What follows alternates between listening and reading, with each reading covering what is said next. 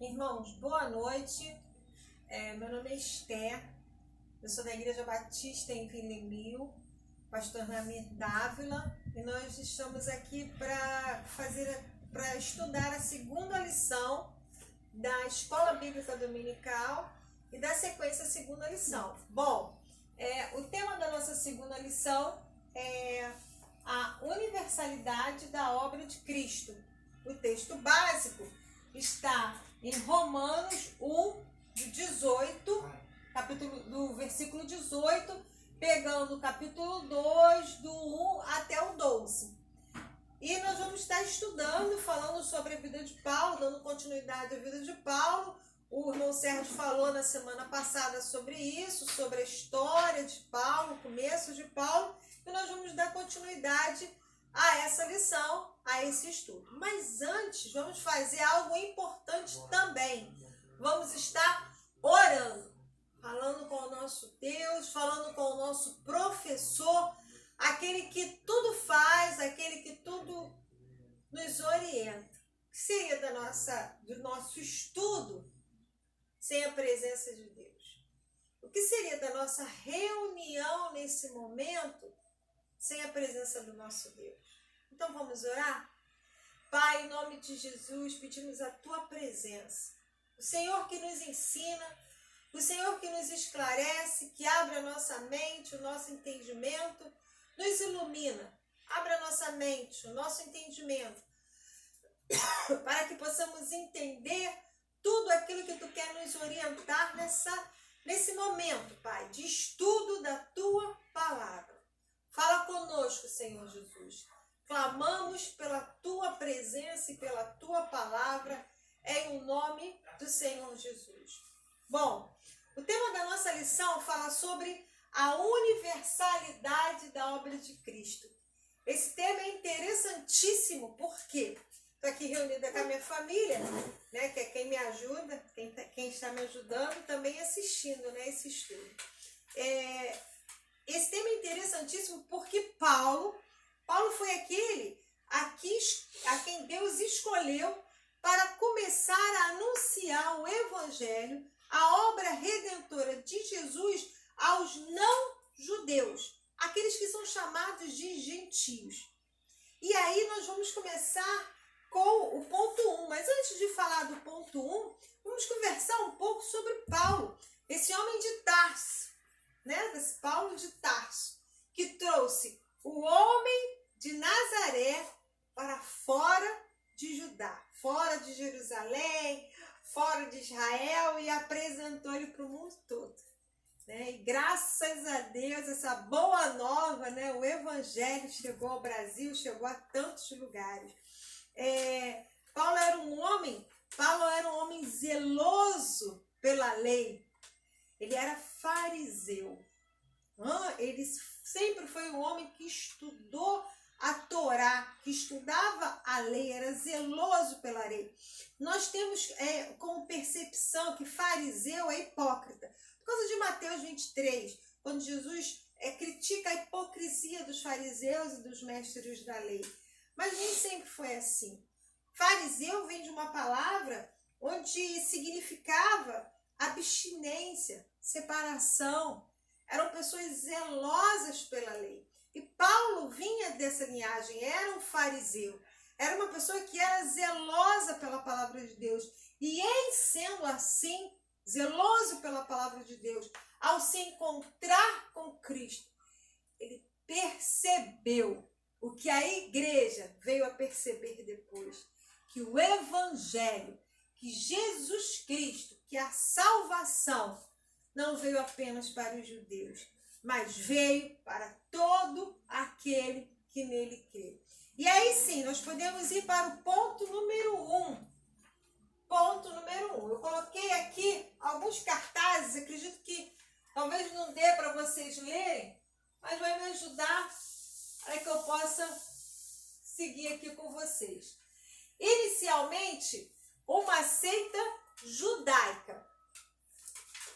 Continuando aqui, eu vou colocar esses cartazes do ponto 1 para que nós possamos dar seguimento. Inicialmente, uma seita judaica.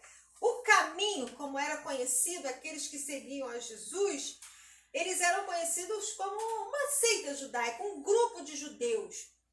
Mas não era isso. Não era só isso, um grupo apenas de judeus. E nós vamos ver isso no episódio de Pedro com os gentios. Está registrado lá em Atos 1, de 1 a 3. Não só de 1 a 3, né? Começa a falar ali e vai se estendendo. Que episódio está registrado ali? Quando Pedro tem aquele encontro com o centurião, com Cornélio, lembra? Cornélio era um homem, não era judeu, e era um homem que era temente ao Senhor, que dava esmola e orava.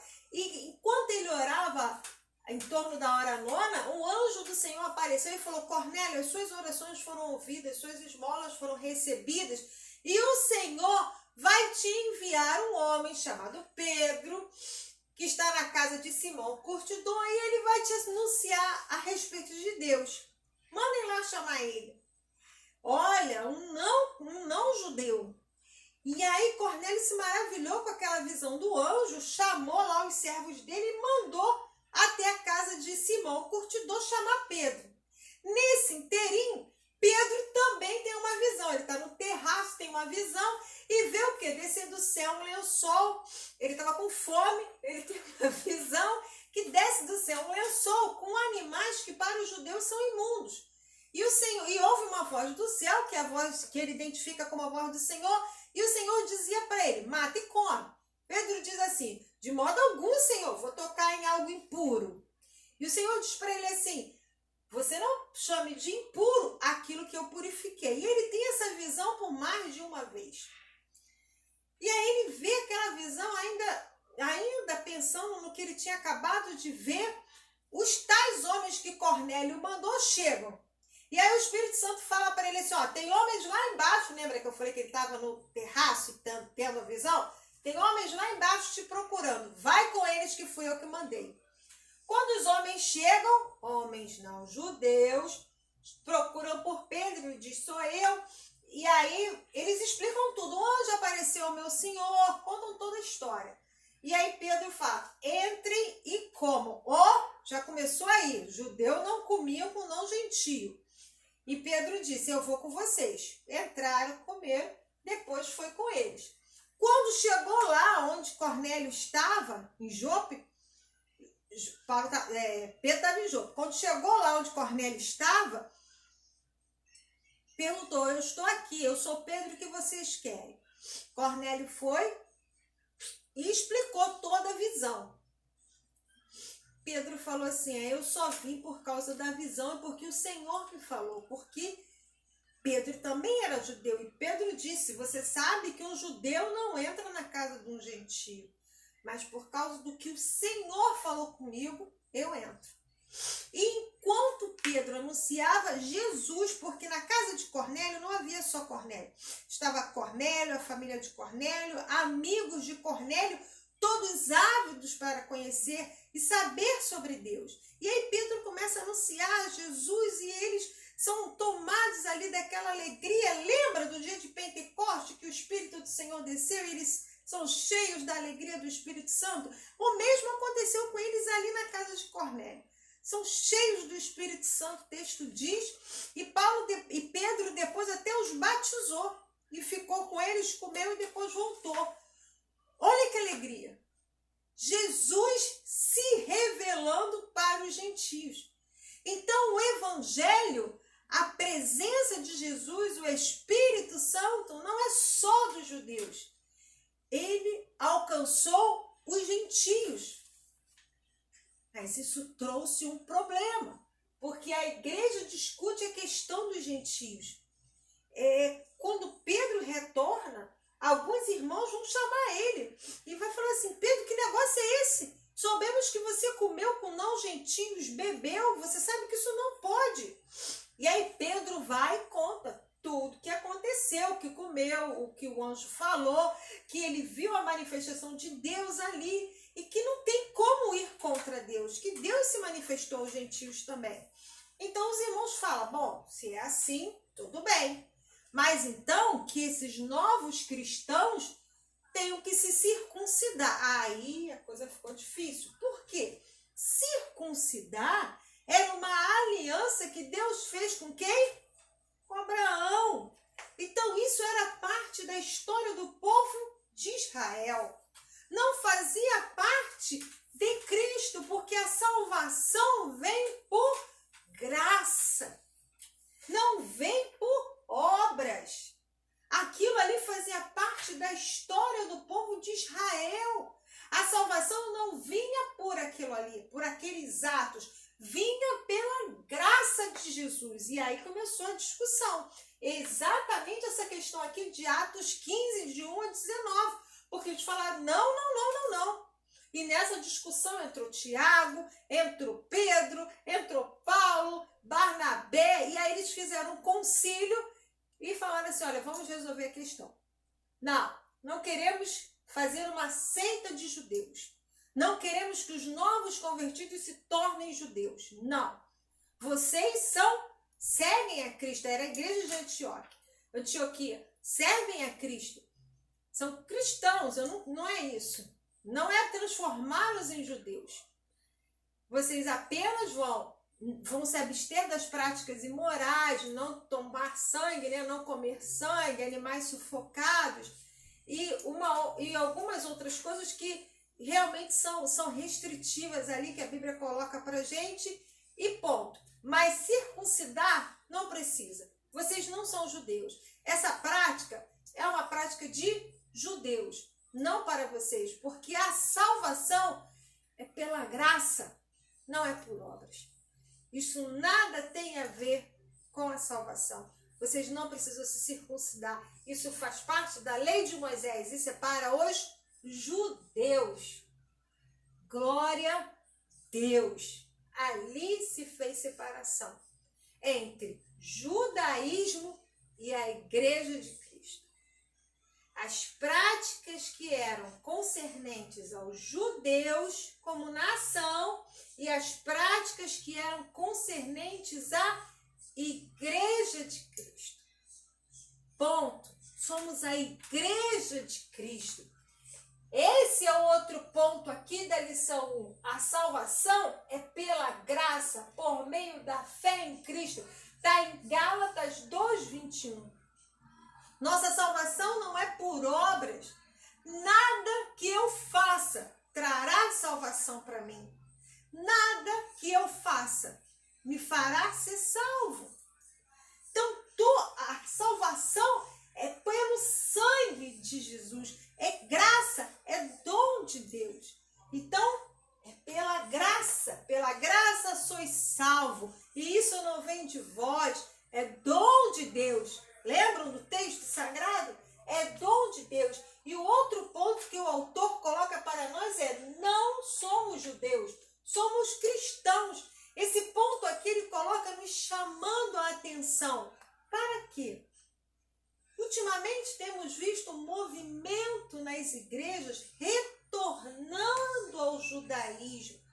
Algumas pessoas querendo trazer de volta mezuzá, quipá, o candelabro e algumas outras figuras, a arca, né? Algumas outras figuras que são inerentes à história de Israel. São inerentes à história do povo hebreu. Mas não faz parte da história da igreja. Nós fazemos parte da Jerusalém celestial e não da Jerusalém geográfica. Pertencemos ao reino de Deus por causa do sangue do Calvário. Pertencemos ao sangue, pertencemos ao reino por causa do sangue de Deus. Fomos enxertados na videira por causa do sangue do Cordeiro. A nossa história começa com o sangue do Cordeiro. Se é por assim dizer, né? Porque desde o princípio, o Senhor já visualizava todas as nações, né? O Senhor, desde o princípio, já visualizava todas as nações, mas escolheu começar por Abraão. Então, a história de Israel, nós precisamos ter isso bem separado para não misturar. A história do povo de Israel é uma, a igreja do Senhor é outra. Já pensaram, irmãos? A história do Brasil. Nós estudamos na escola. História do Brasil. É uma coisa. É a história de Israel. Uma coisa. A história dos Estados Unidos é outra coisa. A história da Inglaterra é uma coisa. A história da igreja. Essa é outra coisa. Isso é muito além. São fatos que permeiam e a gente vê e a gente pode cantar que a igreja segue triunfante. Essa é a nossa separação. Não somos de um povo ou de uma raça. Somos a igreja de Cristo. Fazemos parte da igreja de Cristo. E isso precisa ficar claro para muitos de nós. Bom, vamos passar para o ponto 2. Tirar esses cartazes aqui do ponto 1. E vamos passar para o ponto 2.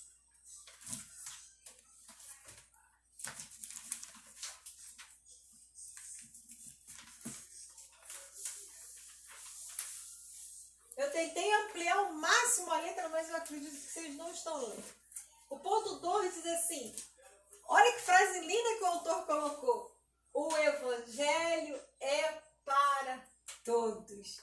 Aleluia! O evangelho é para todos. Evangelho, nós sabemos, boas novas. As boas novas, a notícia de que Jesus veio, que há salvação, que há um Redentor, que a promessa se cumpriu. O evangelho é para todos.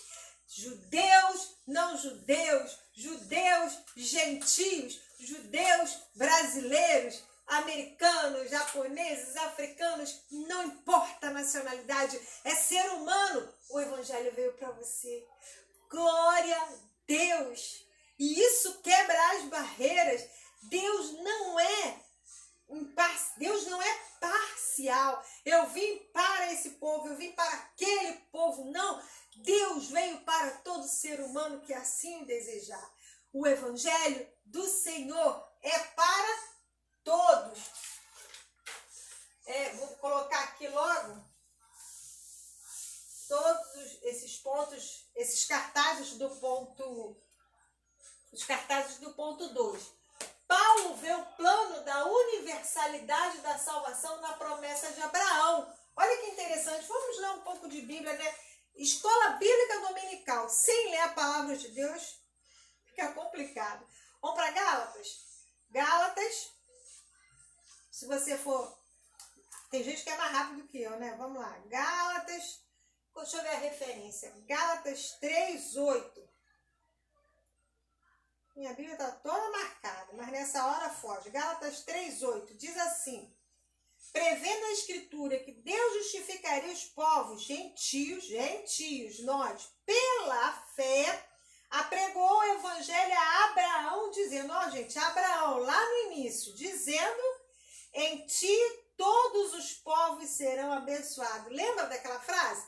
Em ti todas as nações serão benditas. Olha só, gente. Lá em Abraão, o Senhor já tinha o plano, já havia o plano de abençoar todas as nações. Por quê? A partir do povo hebreu, do povo de Israel, viria quem? Jesus, o Salvador do mundo. E em ti, Abraão, todas as nações da terra serão benditas. O plano do Senhor sempre foi o quê? A universalidade da salvação. Deus sempre planejou, apesar de começar em Abraão, que a salvação se estendesse a todos os povos da terra e não ficasse apenas com o povo judeu, mas que ela alcançasse o povo de Israel e alcançasse todos os povos. E tem importância, Esther, ter começado lá com os judeus? Claro que tem. Por que o povo de Israel? O povo de Israel recebeu as palavras de Deus. A palavra de Deus, sim, como a gente fala, os oráculos, né? As primeiras palavras, o Antigo Testamento, as profecias, a lei, os profetas, aquilo tudo foi dado quem? Ao povo de Israel. Então é muito importante, o povo de Israel tem a sua importância na história cristã, tem a sua importância na história cristã. A eles foi entregue que? As palavras de Deus. Então que a eles têm uma importância grande na história do cristianismo, tem, porque a eles foram entregues o quê? As palavras de Deus. E eu li um livro intitulado assim, A Bíblia que Jesus lia. Qual era a Bíblia que Jesus lia? Essa Bíblia que foi entregue aos judeus, né? Torá, eram os livros que tinha antigamente. Foi nessa Bíblia que Jesus estudou. Né? Não é na nossa atual, mas eram os livros antigos que existiam. A lei e os profetas. Era isso que Jesus estudava. Então, realmente, eles têm esse diferencial, porque a eles foi entregue as palavras iniciais, as palavras de Deus. Mas que Deus via a salvação universal, sim, disponibilizar a salvação para todo aquele que nele crê, sim. O Senhor o escolheu quem? Paulo. Escolheu Paulo para levar a mensagem para os gentios. Atos 9:15. Vocês lembram da conversão de Paulo, que foi falado na semana passada? Quando ele teve aquela visão, ficou cego, Ananias teve medo de ir lá orar por ele quando o Senhor falou. E Deus falou o que para Ananias? Vai lá e ora, porque esse é vaso escolhido meu para levar a palavra para os gentios. Paulo já tinha sido escolhido pelo Senhor para levar a palavra para os não-judeus. Gente, quando a gente consegue estudar as viagens missionárias de Paulo, as estratégias de Paulo para pregar o evangelho, o que ele fazia para pregar o evangelho é maravilhoso. Como Deus usou esse homem para ir a cada ponto e para deixar de ir a alguns pontos. É maravilhoso que Paulo, a obra, não o que Paulo fez, mas a obra do Senhor através de Paulo, porque ele foi chamado, ele foi escolhido para levar a palavra do Senhor. E se a gente for estudar a vida, como ele foi formado, o conhecimento que foi dado a ele, todas as ferramentas que foram agrupadas a ele foi preparado para isso. Ele foi chamado para isso. E ele não negou o seu chamado, nem a visão que Deus lhe entregou. E ele ia de cidade em cidade, conforme a direção do Espírito Santo, anunciando a palavra do Senhor Jesus. A mensagem de Paulo era que todos pecaram e todos precisavam do Salvador. Olha que interessante. Aqui tem duas verdades interessantíssimas. A mensagem de Paulo era que todos pecaram, ou seja, judeus e não judeus. Todos pecaram. Não adianta dizermos que uma raça é mais santa do que a outra. Um povo é mais santo do que o outro por causa da sua territorialidade, ancestralidade. Não, gente, pecado tem a ver com questões espirituais. Então, todos pecaram e precisam do Salvador, não é de um Salvador, porque não existe outro Salvador. A Bíblia fala aqui, não há outro debaixo do céu, em cima da terra, não há outro nome ao qual importa que sejamos salvos. Então só há um Salvador. Então todos pecaram e destituídos estão da glória de Deus, e somente o nome de Jesus tem poder para nos salvar. Então a mensagem de Paulo era que todos nós pecamos e precisamos do Salvador. E esse Salvador é Jesus Cristo. Vamos partir então para o ponto 3.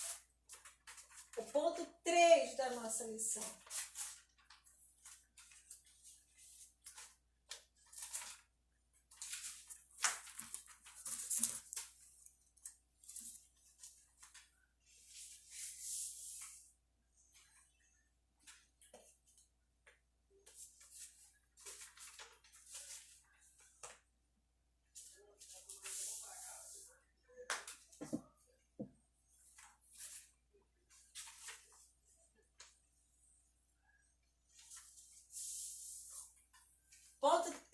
da nossa lição. Ponto 3 da nossa lição é também um ponto muito interessante, que nós precisamos estar atentos a isso aqui para não sermos enganados, para não sermos confundidos. Universalidade, sim. Universalismo, não. Vou repetir. Universalidade, sim. Universalismo, não. Esther, qual é a diferença? Vou ler para vocês universalismo.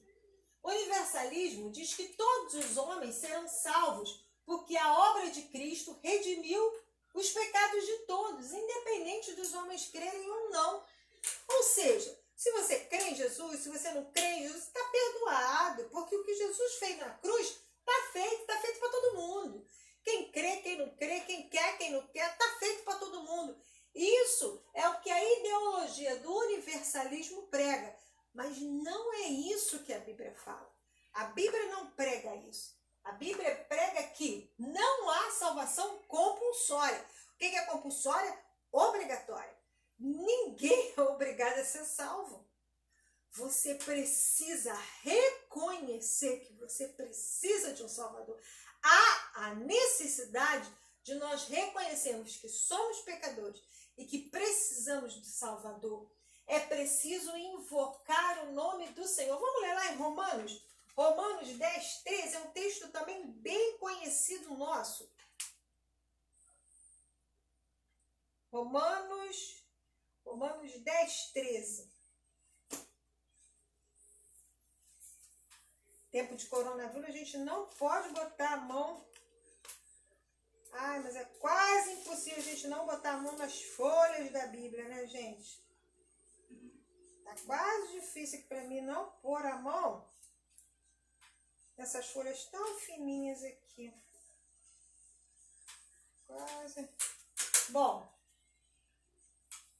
eu vou recitar para vocês, porque eu sei de qual texto.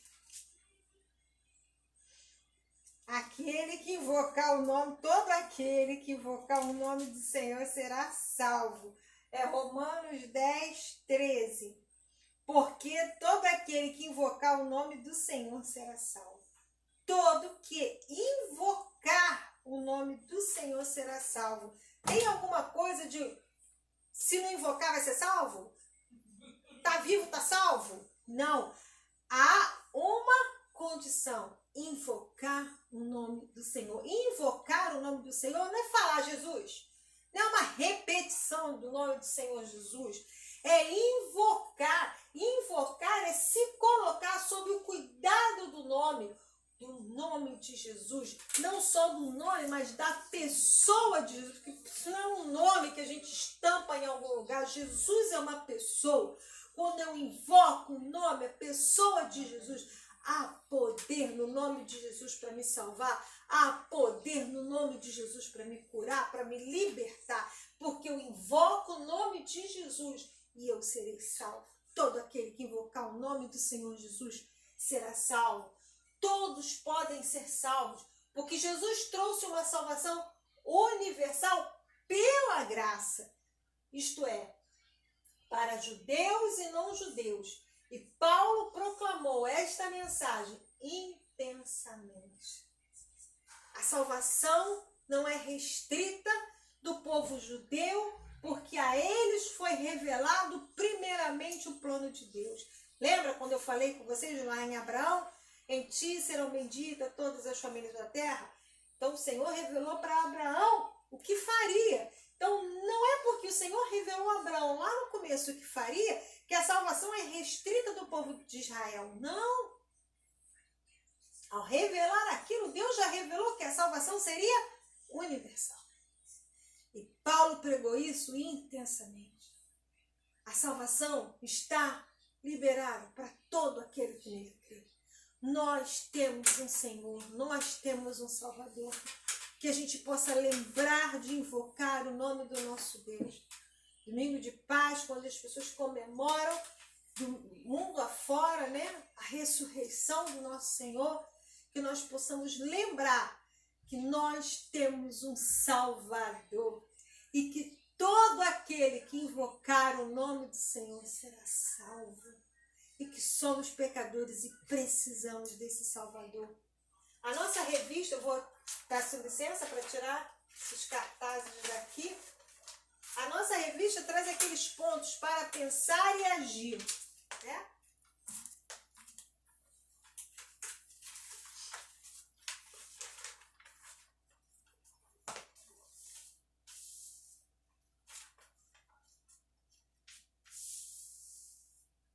Para pensar e agir. Eu anotei aqui 4 pontos, 4 pensamentos. Geralmente são 3 e eu anotei 4 pensamentos. Todos são iguais. Né? A partir daí a gente sabe que ninguém é melhor do que ninguém, ninguém é pior do que ninguém. Diante do Senhor, todos nós somos iguais. Porque a questão é espiritual. Pecado é uma questão espiritual. Precisamos do Senhor Jesus, precisamos do Salvador. Ponto 2.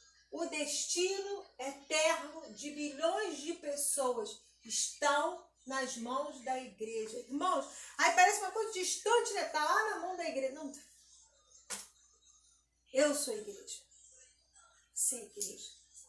O destino de milhões de pessoas estão nas nossas mãos, porque nós somos igreja. Nós precisamos levar a mensagem de salvação e dizer a salvação para você. Não importa em quão densas trevas você está, porque não é porque nós somos bonzinhos ou bonitinhos, mas é porque o Senhor é Salvador.